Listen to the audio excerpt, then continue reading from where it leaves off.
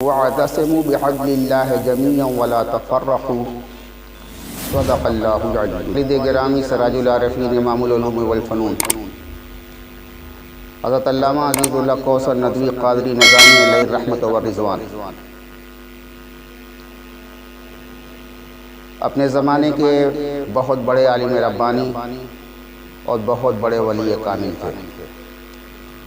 ان کی ذات اس پوری بستی کے لیے اللہ کی رحمت تھی۔ مستجاب الدعوات ولیوں میں ان کا شمار ہوتا تھا۔ کچھ کہہ دیا کرتے تھے، اللہ تبارک و تعالی اس کی لاج رکھتا تھا، اس کو پورا کرا دیا کرتا تھا۔ علماء کی جماعت میں بھی ان کا اونچا مقام تھا، اپنے ہوں یا غیر ہوں یا اجانب ہوں، سب ان کی علمی عبقریت اور ان کے علمی مقام و مرتبہ کے معترف نظر آتے۔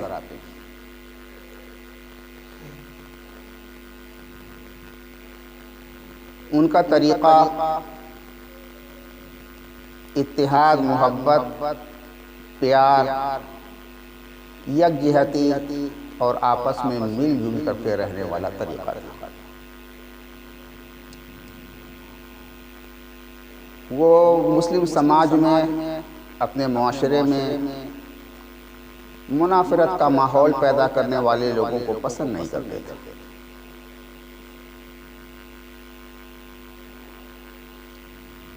انہوں نے اپنی پوری زندگی مسلمانوں کے درمیان آپس میں اتحاد و اتفاق کی فضا کو قائم رکھنے کی دعوت دی۔ ان کی زندگی کا بہت بڑا نصب العین یہی تھا کہ مسلمانوں کے جو بہت سارے فرقے ہندوستان میں یا ہندوستان کے باہر نظر آتے ہیں، ان سب کے درمیان ایسی تطبیق دی جائے کہ اختلاف کی خلیجیں جو برابر بڑھتی جا رہی ہیں وہ پٹتی چلی جائے اور اتحاد اور محبت اور یکجہتی کا ماحول پیدا ہو۔ اور اس کام کے لیے انہوں نے اپنی پوری زندگی صرف کر دی۔ کئی ایک کتابیں لکھی اس موضوع پر۔ ان کی ایک بہت اہم کتاب جو ابھی تک چھپ بھی نہیں سکی ہے، اس کا نام ہے اختلافی مسائل میں اعتدال کی راہ۔ اختلافی مسائل میں اعتدال کی راہ اس کتاب کا نام ہے۔ اس موضوع پر وہ ایک بہت بڑی کتاب لکھنا چاہتے تھے، اور وہ سارے اختلافی مسائل جو امت میں پائے جاتے ہیں ان کے درمیان تطبیق دے کر کے اعتدال کا نظریہ قرآن و سنت کی روشنی میں پیش کرنا چاہتے ہیں۔ ظاہر سی بات ہے کہ یہ ایک بڑا تجدیدی کارنامہ تھا جو وہ کرنا چاہتے تھے، لیکن اس کی بنیاد انہوں نے رکھ دی تھی، اس کے خطوط متعین کر دیے۔ فقہی اختلافات ہوں یا عقیدے کے اختلافات ہوں یا معاشی اور معاشرتی اختلافات ہوں، ان سب کے لیے انہوں نے اعتدال کی ایک راہ تجویز کی تھی، اور سب کا احترام ملحوظ رکھنے کا ان کا نظریہ تھا۔ اسی کتاب میں ایک جگہ وہ لکھتے ہیں کہ اگر دیکھا جائے تو صرف 4 رکعت نمازیں جو پڑھی جاتی ہیں، اس میں ائمہ اہل سنت جن کو ہم امام اہل سنت کہتے ہیں، ان لوگوں کے 4 رکعت نماز میں 500 اختلافات ہیں۔ 4 رکعت نماز میں 500 اختلافی مقامات ہیں۔ حیرت کی بات، اور یہ اختلافات جو آپس میں ہیں، یہ اہل سنت کے جو بڑے امام ہیں، 4 بڑے اماموں کو تو آپ جانتے ہی ہیں، امام اعظم ابو حنیفہ، امام مالک، امام شافعی، امام احمد بن حنبل۔ یہ 4 امام وہ بڑے امام ہیں جن کو ائمہ ہدی کہا جاتا ہے، ائمہ اہل سنت کہا جاتا ہے، اور یہ چاروں امام برحق ہیں۔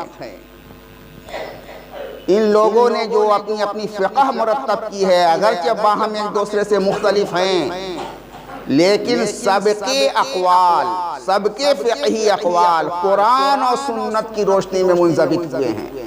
قرآن سے ہٹ کر انہوں نے کوئی بات نہیں کی ہے، حدیث رسول اللہ سے ہٹ کر انہوں نے کوئی بات نہیں کی ہے۔ جو بات کہی ہے قرآن اور حدیث کی دلیل سے انہوں نے کہی ہے۔ اسی بنا پر ان چاروں ائمہ کو ائمہ اہل سنت کہا جاتا ہے، اور ان میں سے کسی بھی شخص کا اگر کوئی شخص متبع ہے، ان کی اتباع کرنے والا ہے، تو وہ سنی کہلائے گا۔ آج کے زمانے میں تو سنی کی اصطلاح لوگوں نے بڑی محدود کر دی ہے۔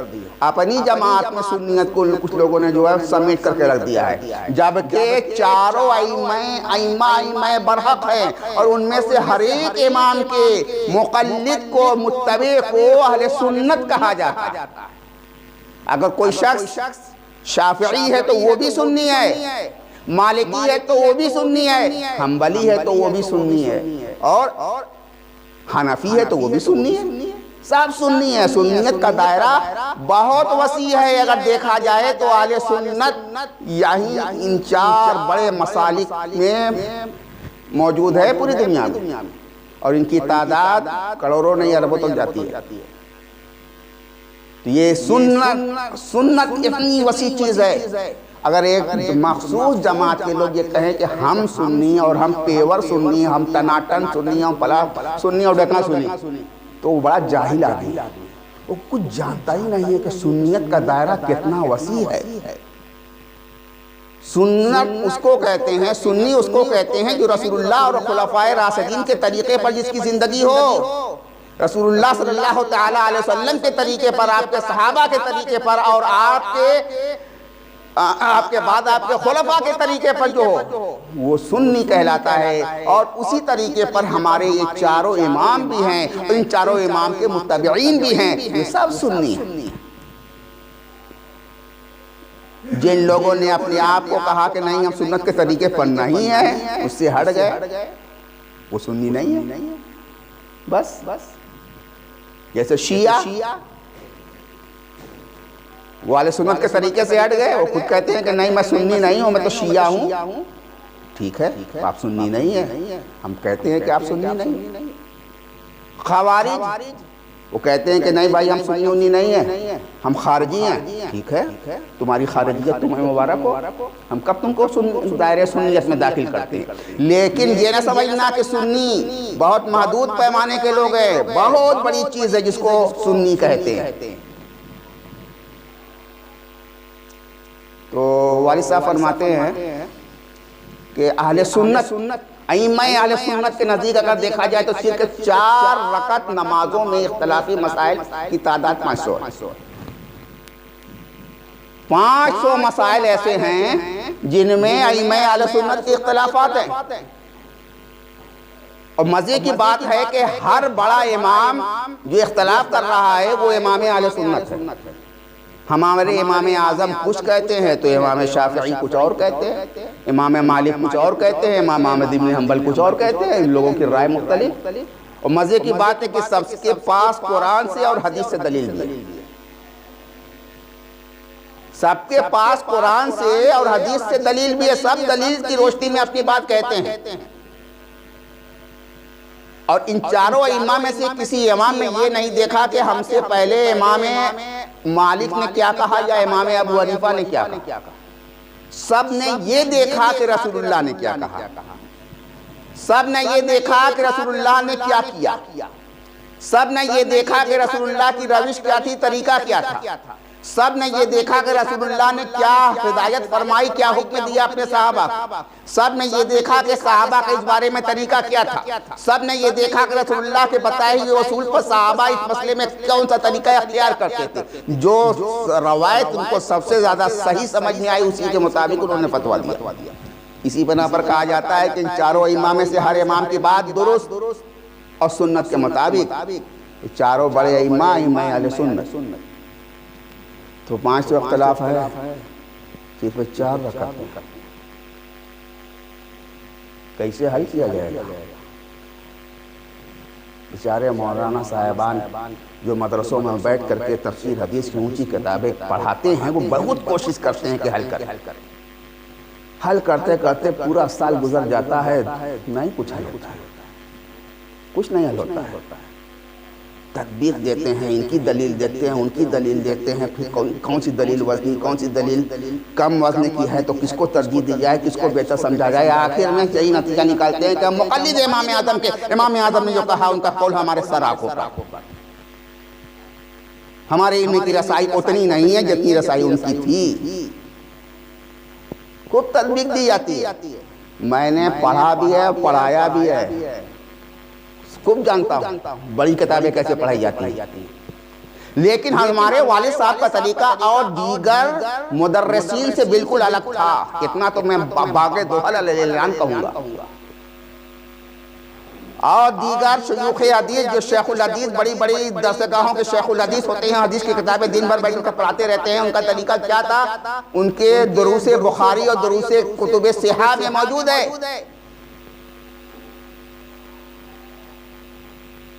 تطبیق دینا اور اپنے امام کے قول کو راجح کرا دینا. بات پتہ نہیں سمجھا کہ نہیں آپ نے. ترجیح دینا اور اپنے امام کے قول کو راجح کرا دینا، اس کا مطلب یہ ہے کہ دونوں طرف کی دلیلوں کو، چاروں طرف کی دلیلوں کو سامنے رکھ لیا. اگر ممکن ہو تو کہا جائے کہ دیکھو بھائی کوئی اختلافی بات نہیں ہے، انہوں نے اس کو اس طریقے سے دیکھا، انہوں نے اس طریقے سے دیکھا، دونوں بات ایک ہی ہے. اور اگر ایسا معاملہ نہیں ہے، دونوں میں ایک دم الگ الگ باتیں، تو یہ دیکھنا ہوگا کہ اچھا ان میں کون بات زیادہ وزنی ہے، اس کی دلیل زیادہ ٹھوس ہے، تو اس کو تطبیق دینا بولتے ہیں، ترجیح دینا بولتے ہیں. تطبیق اگر نہیں بنی تو ترجیح دی جاتی ہے. یہی ترجیح دینا بڑا مشکل ہوتا ہے. ہمارے مدرسے کے مولوی صاحب ترجیح دے رہے ہیں کہ امام اعظم کا قول زیادہ وزنی ہے اور امام شافعی کا قول کم وزنی ہے، ان کا کوئی وزن نہیں ہے. ان کے بس کی بات ہے، ان کے بس کی بات ہے کہ امام شافعی کی دلیل کا وزن کریں، لیکن کرتے ہیں بیچارے، کرتے ہیں، خود ترجیح دیتے ہیں. اور کچھ لوگوں کا طریقہ تو بہت جارحانہ، خاص طور سے وہ لوگ جن کے دل میں بڑوں کی عظمت نہیں اور مناظرانہ مزاج رکھنے والے علماء ہوتے ہیں، وہ جارحانہ رخ اختیار کرتے ہیں. یہ شکست دی میں نے امام شافعی کو، یہ شکست دی میں نے امام مالک کو، اس انداز میں بات کرتے ہیں. تم اس لائق ہو، تم کو پاؤں کی دھون کے برابر بھی نہیں ہے، تم کہتے ہو کہ امام شافعی اور امام مالک کو ہم نے شکست دی. لیکن انداز وہی ہے. بچپن میں ان کی ذہن سازی ہی ایسی کی گئی ہے کہ وہی چیز زبان سے نکلتی ہی ہے کہ شافعی کو ہم نے شکست دی. میں نے فقہ کی کچھ کتابیں اپنے والد صاحب سے بھی پڑھی، اور وہی کتابیں جو عام طور پر مدارس میں پڑھائی جاتی ہے وہی کتاب. ایک بڑی اہم فقہ کی کتاب ہے، اس کا نام شرح الوقایہ ہے. 2-4 سبق ہوا تھا والد صاحب کے پاس، اور وہی اختلافی بات، امام مالک کی یہ دلیل، امام شافعی کی یہ دلیل، امام اعظم کی یہ دلیل، وہ صاحب کتاب انہوں نے جو ہے ترجیح دے دی. اور یہ دکھایا کہ امام شافعی کی جو دلیل ہے وہ بہت ہی خصوصی، اور امام اعظم کی دلیل بہت ہی وزنی. بات میرے حلق سے نہیں اتری. میں نے اسی وقت حضرت والد صاحب قبلہ کے صحبت میں ان کے سامنے بیٹھ کر کے میں کتاب پڑھ رہا تھا، شرح الوقایہ. میں نے اسی وقت اعتراض کیا کہ یہ امام شافعی کوئی چھوٹے سے بچے تھے کہ امام زمانہ تھے. اتنی پھسپھسی دلیل کہ ہمارے بعد کا ایک فقہی عالم وہ کہتا ہے، اس کو پھسپھسی ثابت کر رہا ہے. اتنی پھسپھسی دلیل رکھنے والا شخص امام زمانہ کیسے بن گیا؟ اس کی دلیلوں کو تو ہم جیسے طالب علم بھی کاٹ سکتے ہیں. ایسا دلیل رکھنے والا شخص ہے جس کی دلیل کو ہر شخص کاٹ دے، طالب علم کاٹ دے، مدرس کاٹ دے، مصنف کاٹ دے، ایسا شخص امام زمانہ کیسے بن گیا؟ اور ایک فقہی مکتب فکر کا امام اعظم کیسے بن گیا؟ میری بات کو بہت غور سے حضرت والد صاحب قبلہ نے جو ہے سماعت فرمایا، اور کہا نہیں جی تم جو سمجھتے ہو ایسا نہیں ہے، تم جو سمجھتے ہو ایسا نہیں ہے. امام شافعی کی دلیلیں اس مسئلے میں کیا ہیں؟ اس کو اگر معلوم کرنا ہے تو امام شافعی کی کتاب الام کو پڑھو. ہمارے فقہی مصنفین نے یہ کیا ہے کہ امام شافعی کی جو سب سے ہلکی دلیل ہوتی ہے اسی کو رکھ کر کے اس کو کاٹ دیتے ہیں، جبکہ امام شافعی کے پاس اس سے بہت بڑی بڑی دلیلیں ہیں اور بے شمار دلیلیں. کسی بھی امام کے اصل قول کو معلوم کرنے کے لیے ضروری ہے کہ اگر وہ صاحب کتاب ہے، اس کی کتاب دنیا میں موجود ہے تو اس کی دلیل اس کی کتاب میں دیکھو. اور یہی ہم کر نہیں پاتے ہیں. تو والد صاحب نے کہا کہ میری نظر سے کتاب العلوم گزری ہے، المدونہ بھی گزری ہے، جو بڑی بڑی کتابیں ہیں سب کتابیں میری نگاہوں سے گزری ہیں. میں جانتا ہوں کہ ان کی دلیلوں میں کتنا وزن ہے. درسی کتابیں جو طلباء کے لیے حنفیوں نے لکھی ہے اس میں انہوں نے قصداً یہ کام کیا ہے کہ جو ان بڑے ائمہ ہدا کے جو سب سے ہلکی دلیل ہوتی ہے اسی ایک دلیل کو رکھ کر اس کو خط سے کاٹ دیا اور اپنے امام کے قول کی ترجیح دی. ہم کہا یہ تو دیانت علمی کے خلاف بات ہے، وزنی دلیلیں کیوں نہیں؟ تو والد صاحب نے فرمایا اسی لیے میں کہتا ہوں کہ اختلافی فقہ ایسے نہیں پڑھنا چاہیے بلکہ تقابلی فقہ پڑھنا چاہیے. اور اسی کے لیے اسی مسئلے کو حل کرنے کے لیے انہی تمام اختلافی مسائل کو بے خبر سے اکھاڑ کر کے پھینکنے کے لیے حضرت والد صاحب نے ایک بڑی کتاب لکھنے کی شروعات کی تھی جس کا نام انہوں نے رکھا تھا اختلافی مسائل میں اعتدال کی راہ. ایک بڑی کتاب لکھنا چاہیے. اس سے اندازہ لگائیے کہ کتنا اونچا نظریہ تھا ہمارے عام علماء کے درمیان، ان کی فکر کتنی بڑی تھی. وہ کہتے تھے کہ نہیں، جس امام کا قول ہے اس کے امام کی کتاب سے اس کو حاصل کرو. انہوں نے کیا لکھا؟ بعد میں کرنن وعدہ کرنن باتیں بہت کچھ بدل جایا کرتی ہیں. نقل در نقل ہوتے ہوتے عبارت میں رد و بدل ہو جاتا ہے، ترمیم ہو جاتا ہے. اس لیے وہ باتیں قابل وثوق نہیں ہوتی ہے. قابل وثوق بات وہی ہوتی ہے جو صاحب کتاب نے خود اپنی کتاب کے اندر لکھا ہے. اس لیے اب یہ دور بدل گیا، اب کتابیں ساری دنیا میں منظر عام پر آ چکی ہیں. آپ کو اگر تقابلی فقہ کا مطالعہ کرنا ہے تو اصل کتابوں سے رجوع کیجیے، ان کے ائمہ کے دلائل کو دیکھیے. تو اب ایسا جب پڑھو گے ان کی اصل کتابوں کو تو ثابت ہو جائے گا کہ ہاں بڑی وزنی دلیلوں پر تمام ائمہ اربعہ کی فقہ قائم. وزنی دلیل نہ ہوتی تو ان کو امام ہدا کہا جاتا، وزنی دلیل نہ ہوتی تو ان کو امام اہل سنت کہا جاتا، وزنی دلیل اگر نہ ہوتی تو ان کو اپنے زمانے کا مجتہد اعظم کہا جاتا، وزنی دلیل اگر نہ ہوتی تو ان کو قابل اتباع کہا جاتا اور پوری دنیا ان کی اتباع کرتی اور تقلید کرتی. نہیں ہوتا ایسا. بڑی وزنی دلیلیں رکھتے تھے لیکن ان کی کتابیں موجود اس میں دیکھ لو. چھوٹی چھوٹی کتابیں جو مدارس میں پڑھائی جاتی ہیں اس کے ذریعے سے جو ہے ان کی عظمت کو ہم نہیں پہچان سکیں گے. اپنے بڑوں کی عظمت کو پہچانو اور اس کے ساتھ ساتھ ان کے احترام کو دل میں ملحوظ رکھو. اس کا درس دیا ہے والد گرامی حضور سراج العارفین کہ یہ کوئی معمولی چھوٹی شخصیتیں نہیں ہیں. ان کی عظمت کی دستار کو اگر بڑا سے بڑا علامہ زبان بھی دیکھنا چاہے تو اس کی ٹوپی گر جائے گی، لیکن ان کی دستار عظمت کو وہ شخص نہیں دیکھ سکے گا کہ وہ کتنی بڑی شخصیت ہے. امام اعظم کیا ہیں؟ ان کی عظمت کا آج تذکرہ نہیں ہوتا. انہی کے ہم مقلد ہیں، انہی کی بنائی ہوئی فقہ کو ہم اختیار کرنے والے ہیں، انہی کے مسلک پر چلنے والے ہیں. کتنے لوگ ہیں جو امام اعظم کی عظمت کو جانتے ہیں؟ آج تو ایسا زمانہ آ گیا ہے کہ بس جیسے اکٹ امام ہوئے ہیں، اور وہ بھی بریلی میں، جو آج 100 سال پہلے کے تھے. ایسا ڈھڈورا پیٹا جاتا ہے جبکہ ان کے آگے تو وہ کچھ بھی نہیں ہے. ان کے امام اعظم کے سامنے تو وہ کچھ بھی نہیں ہے. تو یہ سب عوامی باتیں. اسی طرح سے اور بھی جماعتیں، ہر جماعت اپنے امام کو آگے کرنا چاہتی ہے، اپنے بڑے شخص کو آگے کرنا چاہیے. یہ کوئی نہیں کرتا کہ جو ہمارے بڑے آج سے 800-900 سال پہلے ہوئے ہیں اور ان کے ہم متبع ہیں، ان کی عظمت کے گن گائیں، ان کا بھی تذکرہ عوام کے سامنے کرنے کا. ان کا تذکرہ ہونا چاہیے عوام کے سامنے. امام اعظم کون ہے؟ آج بڑا سے بڑا مجتہد کہلانے والے شخص، چاہے مولانا احمد رضا خان صاحب ہی کیوں نہ ہوں، 8-10 مسائل سے زیادہ نہیں ہے جس میں انہوں نے اجتہاد کیا. اور اس اتحاد میں بھی وہ کیا صحیح راستے پر ہیں یا غلط راستے پر ہیں کچھ کہا بھی نہیں جا سکتا، اس لیے کہ وہ آج تک اختلاف کا موضوع بنے ہوئے جس میں انہوں نے اتحاد کیا بس 8-10۔ امام اعظم نے کتنے مسائل میں اتحاد کیا؟ 12 لاکھ۔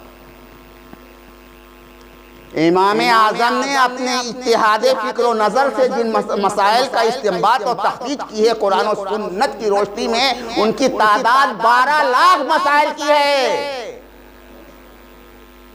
اب ظاہر سی بات ہے کہ 12 لاکھ والے کے سامنے 2-4 والے کی کوئی حیثیت بچے گی نہیں۔ یہی فرق میں سمجھانا چاہتا ہوں۔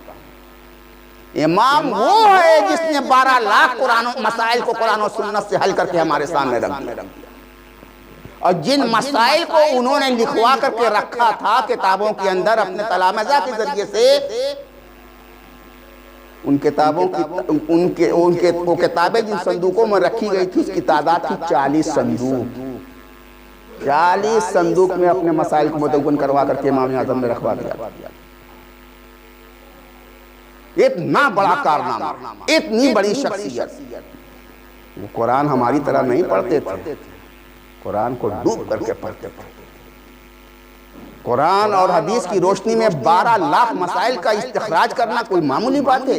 اتنے مسائل کا استخراج تمام ائمہ اہل سنت میں سے آج تک کسی نے نہیں کیا جو امام اعظم نے کیا۔ اسی بنا پر ان کے ساتھ الاعظم لگا ہوا ہے کہ چاروں ائمہ میں سب سے بڑے جو ہے وہ امام اعظم ابو حنیفہ نعمان بن ثابت ہے۔ اور ہر زمانے میں ایسے 2-4 لوگ رہتے ہیں کہ اپنے زمانے کے 2-4 مسائل کو حل کرنے کی انہوں نے کوشش کی، اگر صحیح کوشش کی اور ان کا اجتہاد درست ٹھہرا تو دوہرا ثواب، اور اگر غلطی کر گئے اور اپنی نیت میں اگر وہ سچے رہے تو ایک ثواب، اور نیت درست رہی کسی دوسرے مقصد کے تحت انہوں نے یہ کام کیا تو کوئی ثواب نہیں۔ اختلاف پیدا کرنے کے لیے یہ کام کیا، کوئی ثواب نہیں۔ نیت پر دار و مدار ہوتا ہے۔ اللہ کے رسول نے فرمایا ہے انما الاعمال بالنیات، تمام اعمال کی بنیاد نیت پر ہوتی ہے، جیسی نیت ویسی روداد عمل۔ حسن نیت پر ہے بنیاد عمل، جیسی نیت ویسی روداد عمل۔ آج میں نے کچھ عجیب انداز کی باتیں کہہ دی کہ اختلافی مسائل میں بھی ہم کو چاہیے کہ اعتدال کی راہ پیدا کریں، نہ کہ ایسے مسائل میں ہوا دے کر اختلافات کی خلیج کو اور زیادہ وسیع کر دیں۔ امت کے لیے سب سے بڑی ضروری چیز یہی ہے کہ امت میں اختلاف ختم ہو اور اتحاد پیدا ہو، اور اتحاد کے لیے ضروری ہے کہ تمام اختلافی مسائل میں ایسی تدبیر دے دی جائے کہ ان کی شان بھی رہ جائے، ان کی شان بھی رہ جائے، یہ بھی امام بنے رہیں، وہ بھی امام بنے رہے کہ ان کی عظمت بھی اپنی جگہ مسلم رہے، ان کی عظمت بھی اپنی جگہ مسلم رہے۔ یہی اعتدال کی راہ تلاش کرنا کوئی آسان کام نہیں ہے۔ جو اپنے زمانے کا مجدد ہوگا وہی اس کام کو انجام دے گا۔ ضرورت اسی بات کی۔ کچھ لوگ تلے ہوئے ہیں کہ امت میں اختلاف پیدا کریں گے، آپ تل جائیے کہ انشاءاللہ ہم اختلاف کو ختم کریں گے اور اتحاد کی فضا قائم کریں گے۔ سب سے ملیے جلیے، سب سے خوش کندہ پیشانی کے ساتھ ملیے، سب کا استقبال کیجئے اور سب کے ساتھ اچھا تعلق بنا کر کے رکھیے، بلکہ غیر مسلموں سے بھی ہمارا تعلق اچھا ہونا چاہیے۔ مسلمان تو مسلمان ہے ہی، جو غیر مسلم ہے ان کے ساتھ بھی ہمارا اچھا تعلق ہونا چاہیے، تاکہ وہ بھی ہمارے حسن اخلاق کو دیکھ کر کے متاثر ہوں۔ اگر منافرت کا ماحول پیدا کریں گے تو اپنے ہی نہیں جو بیگانے ہیں وہ بھی ہم سے دور ہو جائیں گے اور یہی کہیں گے کہ بڑا متاثر قسم کا فرقہ پرست انسان ہے، اس کے قریب جانے کی ضرورت نہیں ہے۔ تو فرقہ واریت اور تعصب کو دور کرنے کے لیے ضروری ہے کہ اتحاد و یکجہتی کی فضا کو پورے ہندوستان میں پھر سے عام کیا جائے، اور حضور سراج العارفین نے جو عملی درس دیا تھا اتحاد و یکجہتی کا، اس یکجہتی کے پیغام کو اعلیٰ پیمانے پر عام کیا جائے۔ وآخر دعوانا الحمدللہ رب العالمین۔